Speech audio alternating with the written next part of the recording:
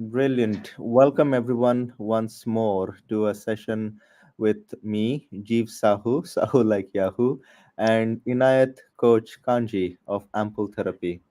It has been a wonderful journey, Inayat, and welcome back once more to keep talking about topics that really matter. And we title our sessions as Business Without Anxiety, but effectively it's life without anxiety.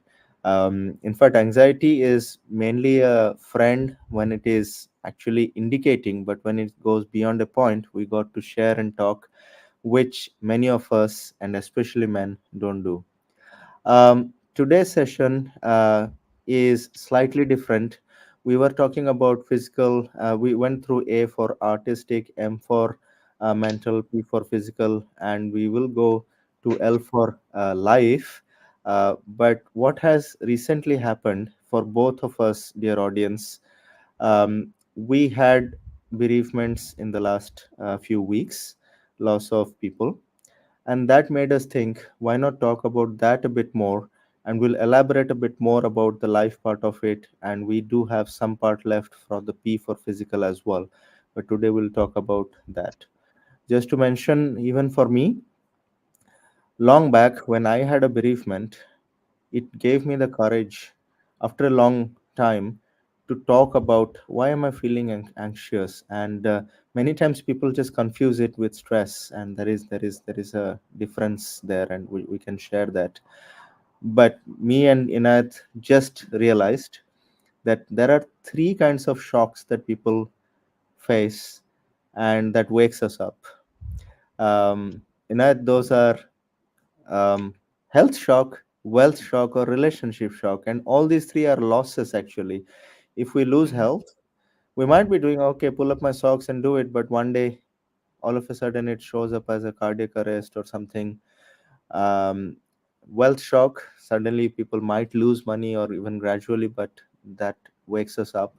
And of course, uh, relationship or people, we might have a bereavement, we might lose people because they just go, but that wakes us up. So that's the background. Again, welcome. I would love to hear a bit more about L for life and what has happened in the last 2 weeks and what has changed in the perception that can help us be less anxious. Appreciate, Jeev. Yeah, it's an interesting discussion. I know we were talking much off camera as well, which I was saying to you, we should have recorded it. We should have recorded it, Right. because, as you say, within like the last 2 weeks, a lot has happened, and it has ripple effects upon not only ourselves but the emotions of the people around us. Because, like in the case we're talking, it's a relationship that we've lost, and when we're talking about life. And what qualifies one to be able to coach on life.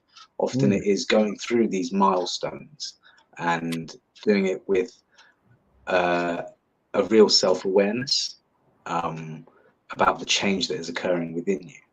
And sometimes it happens overnight, penny drops, sometimes it takes years, and it's very relative as well. Like you say, the loss of wealth, health, or relationship. So in my case, I feel like I lost all three to a certain degree.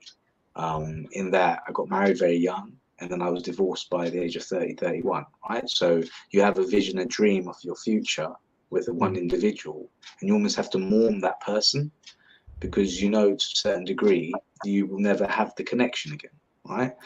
yeah. Arguably, losses came before that, but let's take that as one grave loss, Mm-hmm. right? And then, like you say, wealth, for instance, in becoming an addict, I lost my health and my wealth kind of Mm, simultaneously, right? So to rebuild and to learn and know that whilst these things, if lost, can cause one certain waves of emotion, right. which are often troublesome if we're not able to navigate those waters. At the Mm-hmm. same time, one can learn and find the ability to swim, right? So Brilliant. within the change, within the loss, whatever it may be, even like I said, health is relative. You know, a cousin of mine, bless her, she had issues throughout her life because she was born with a hole in her heart, very similar to my eldest brother who passed away before I was born. Mm-hmm. And she survived, but she was in and out of hospital most of her life. But she was Mm-hmm. able-bodied. Mm-hmm. Imagine when having her first child, on the Mm-hmm. epidural shot in her spine, she becomes paralyzed from the legs down. How do you deal with that Yeah. physical health loss? She's like Mm-hmm. she's like an athlete, 3 hours a day of exercise every day just to Mm-hmm. regain a bit more movement than the Yeah. doctors said she would have, right? So it's very interesting because you also talked about the mountains analogy to me off camera, which I thought was phenomenal, because within loss, often we are also having reactions about what we no longer possess. Correct. There's Yeah. mixed emotion within it, right? And you Because forget. attachment is really interesting as well within life, whether it's people, money, or health. You know, we're all aging. You know, a plant will die eventually, Mm-hmm. and so knowing that tomorrow may not come, as you said, I'll let you say the line. You know, it has to create a mind state of, rather than the cup being half full, it Yeah. always being, you know, overflowing, because ultimately I've only got today to drink this. Yeah. In fact, that's very powerful, and it's not just it's not just the relationship or the health side of things, but the way we process it, and how we perceive it. And I used to feel very stressed out that life is short, especially because in the last 15 years, many people just I mean, I lost them to health or something related to that. Even if, in fact, we had a friend who was a marathon runner and very healthy, and suddenly we lost him to something terminal. We have recently someone who collapsed on a Zoom call, and 3 months later, she wasn't around anymore. And these kind of things actually wake us up. And initially, I used to worry that life is short and we have to start, especially as business owners, let me take the business from A to B or do something for my family and so forth. But slowly, I understood, and this is where you mentioned the word swim with it. I really like that. I'll give both the mountain analogy and a wave analogy in a moment. But let's stick to the word swim there. Instead of panicking or instead of worrying that everything is going upside down and things are worrying, if we start calming down, and there are techniques for it, and we can take support for it, and with the first support is our friend circle or family circle or anywhere else. If nobody, it's like people like you and me are creating communities to support each other. Once we do that, we start processing it. That means we can swim with the currents. And I started rephrasing it that life is not short, life is precious. Mm-hmm. And once you see that, whether tomorrow comes, I mean, I was talking to this coach leader. She was mentioning, once I understand that this will last for my lifetime, and the lifetime can be tomorrow, lifetime can be another 50 years, according to your health and age. But it is your lifetime. You have already processed it. You are no more in that state of anxiety or state of panicking that I got to do this. And it makes us look inward a bit more. Um, just to share on the wave analogy that I was saying, when you are, let's say, somebody threw you into the pool or into the ocean or into a lake. I recently did that in Turkey when, like, somebody threw someone into the water. First few seconds, you panic, the body panics. What the hell, right? Many times people jump to solutions, people out of good heart, by the way. And my friend will say, oh, you're having that problem, oh, this is the solution. But when you're panicking, you don't even take the solution, right? So what we do is first calm down. I'm not even giving the solution or coaching or anything. First, take a deep breath. Mm-hmm. Even if you're in the middle of water, okay, look around. What the hell? And you are in water, but you have to start coming. Do you have a life jacket? Do you have something else? Do you have something to hold? But you cannot see a life jacket or you cannot see something to hold if you are completely panicking. 100%. Take a deep breath. Oh, I can hold on to this. Second thing I call it. So first one is settle. Second one is ride, and the third one is drive. When I say ride, if the waves are this way, just Mm, float with the wave. Just try to float, okay? And I have a friend. Unfortunately, in fact, he's a very wise friend because he says he went through two divorces and he has got huge wisdom now. But he says that one day I learned how to write off 2 hours of my life. I say, you know what, this 2 hours are gone. I can't fight it. But can I take a deep breath and restart? mm. He calls it, I wrote off those 2 hours so that I can restart that day. Let me restart today. I And like so that. forth. Uh, so that is called like ride the wave. That means you are still not out of the waters. The problem has not been solved. You have taken some steps to balance yourself, but you are still in the water, right?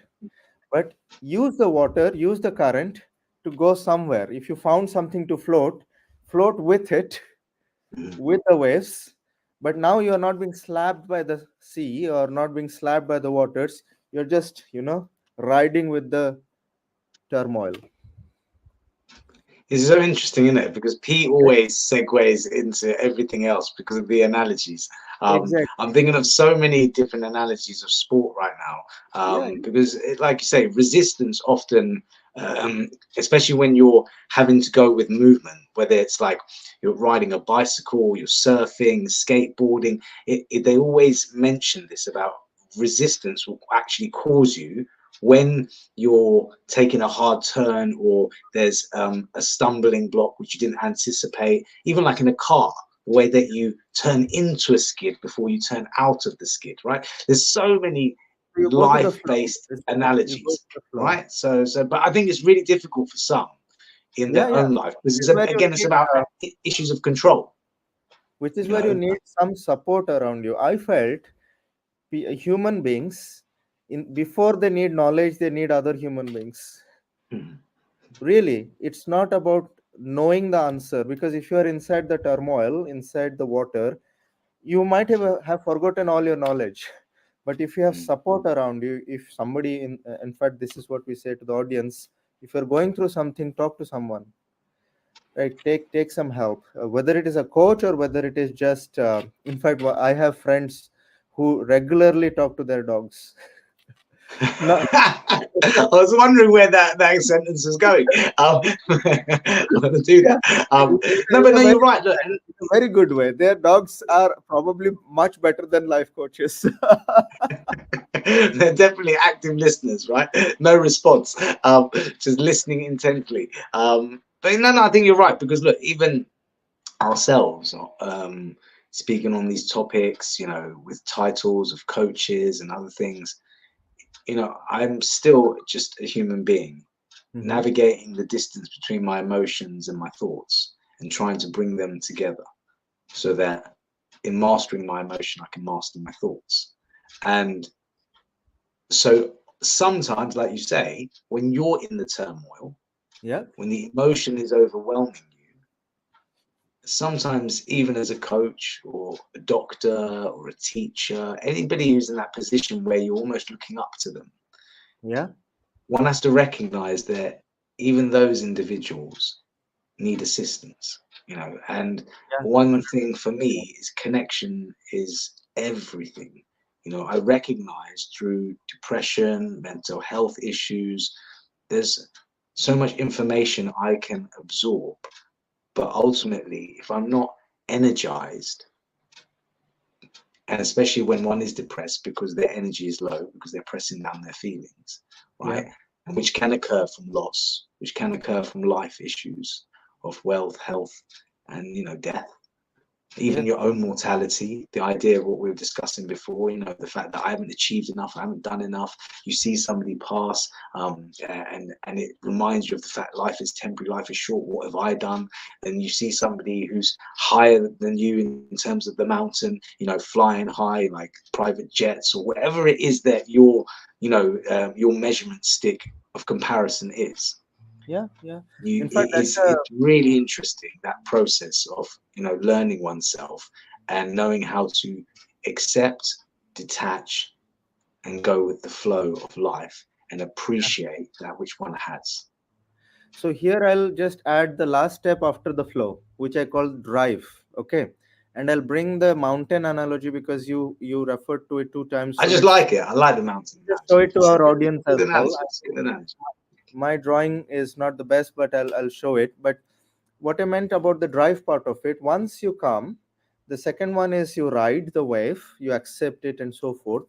But once you have gathered the strength, knowledge, and support, then you ride the wave. In by that time you have created your own boat. While about to drown, you calmed yourself, and then you found things to create your own boat to get out of it, and then you can say, where do I go, so that you can drive the direction. And in fact, many times friends, coaches, etc., they jump to the solution saying, what do you want out of this? But if the person is already in turmoil, they can't understand where do I want to go.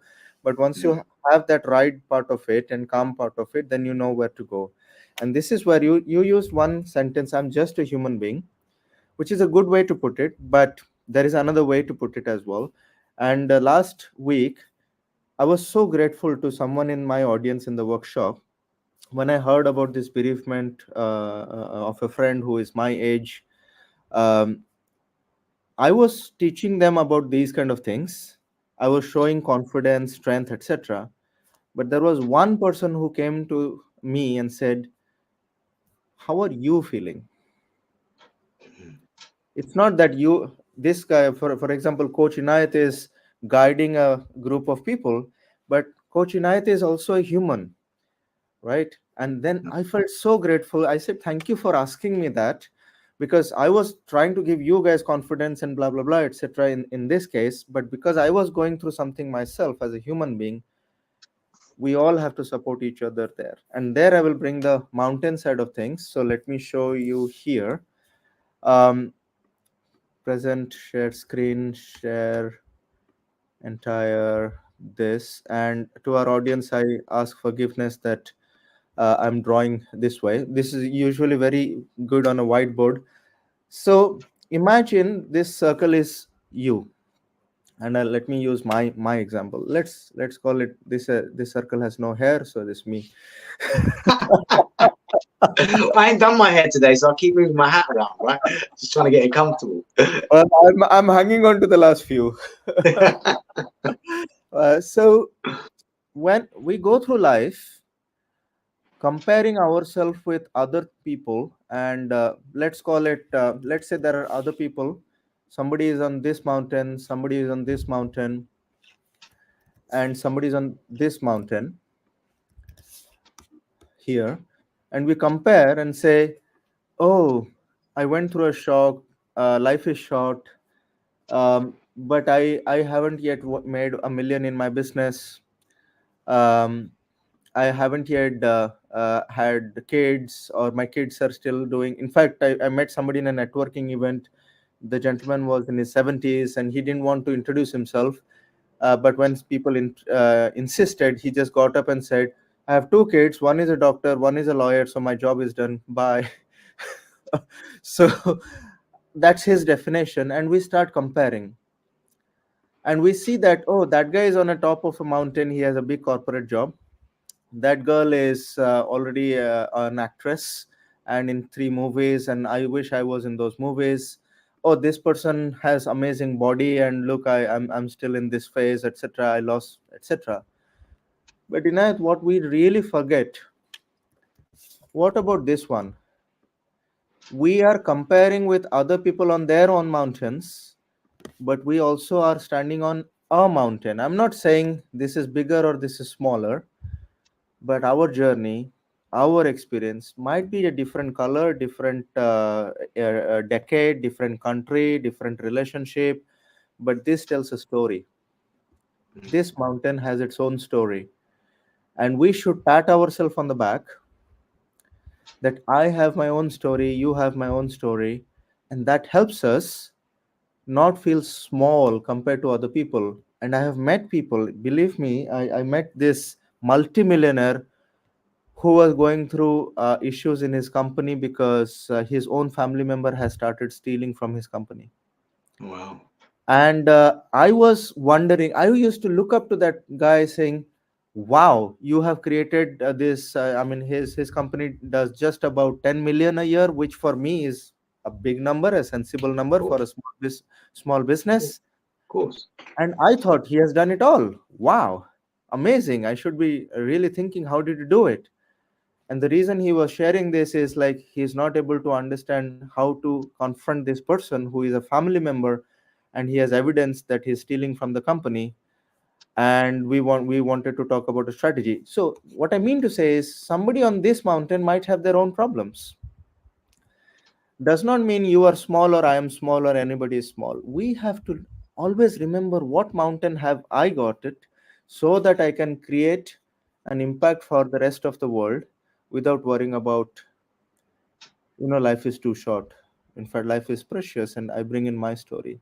And because we deal with businesses, the word company itself means people, yes or no? That is true. That is true. The when company you we keep. when you run a business, you have a company. When you have friends, you have company.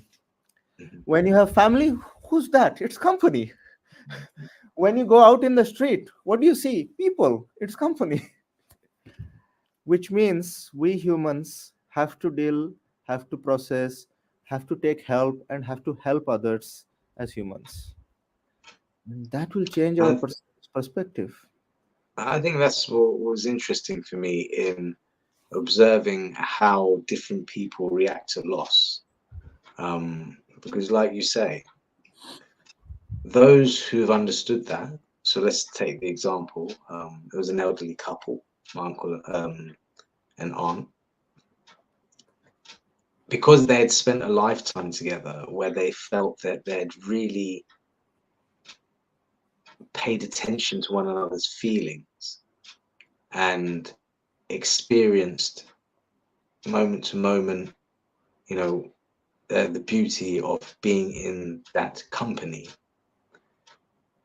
Even when he was then diagnosed with cancer and then eventually passed, that individual, his approach to the idea of loss and his wife's approach to losing him was very different to another loss which I saw the week after, whereby the person almost felt they had missed out.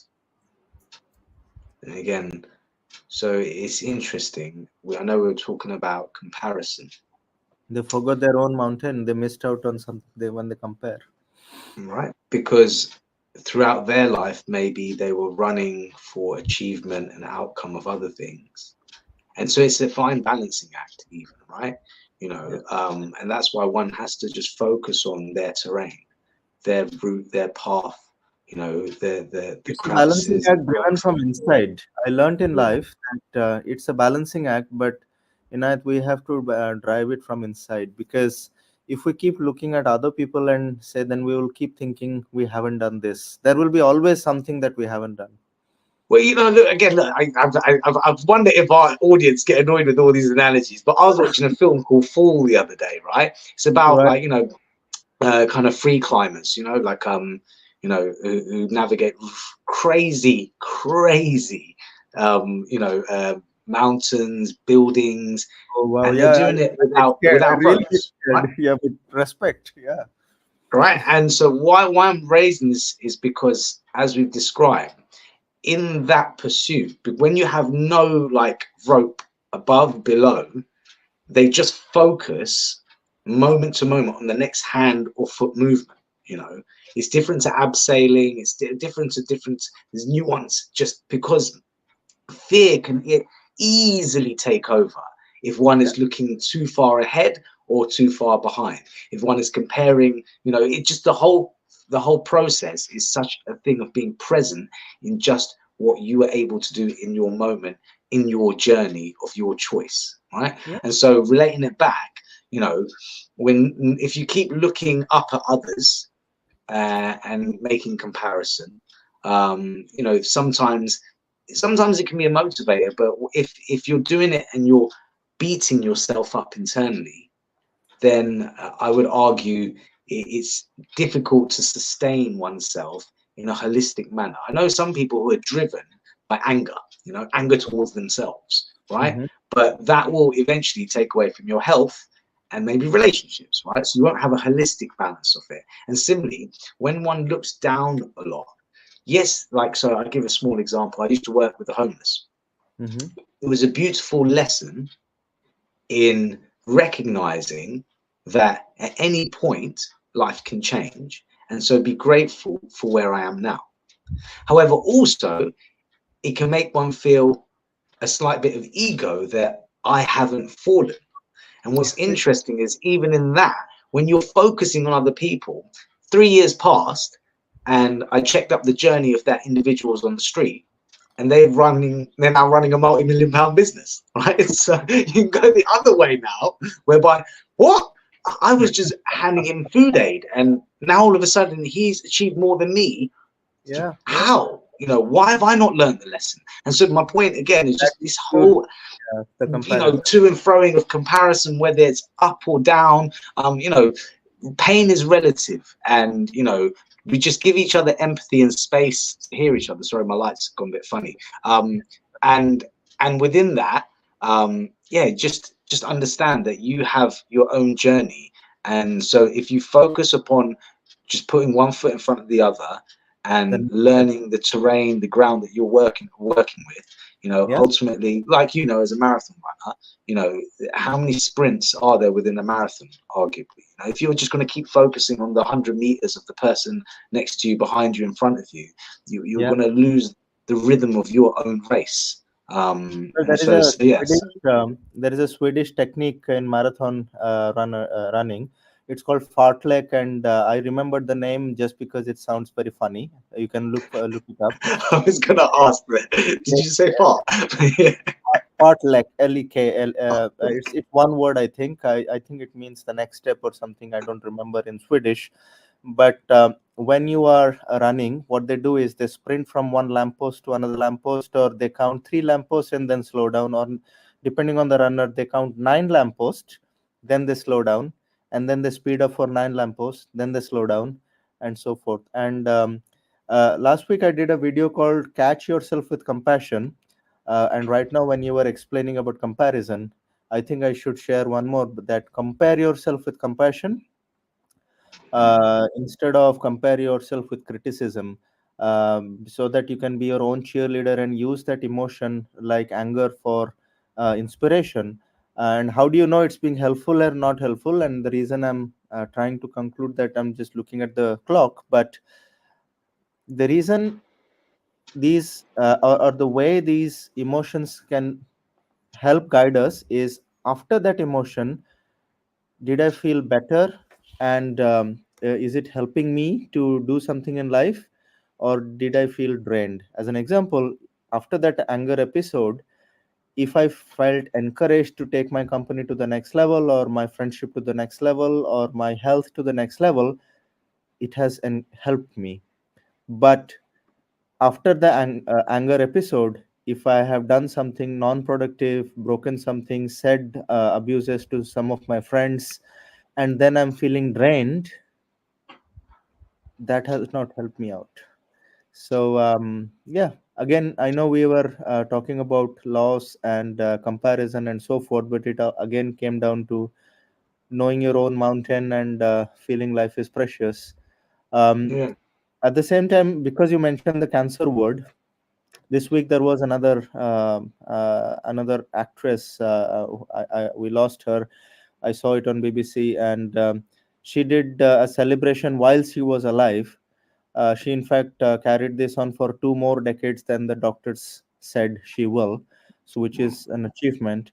And this morning, when I was doing a workshop, one of the hotel persons mentioned that he used a wonderful word. They have an end of life celebration later, and it took the rest of the audience a couple of seconds to realize that it's a funeral, but they were doing an end of life celebration today. And so it completely changes the perspective, uh, especially for what we went through in the last few weeks. Most definitely, most definitely. I think on that note, if if you're alive when I'm gone, please have an end of life celebration for me, because it's interesting How about coming from a. How about we do that? How about we do these kind of things for our group and community, even without thinking of death?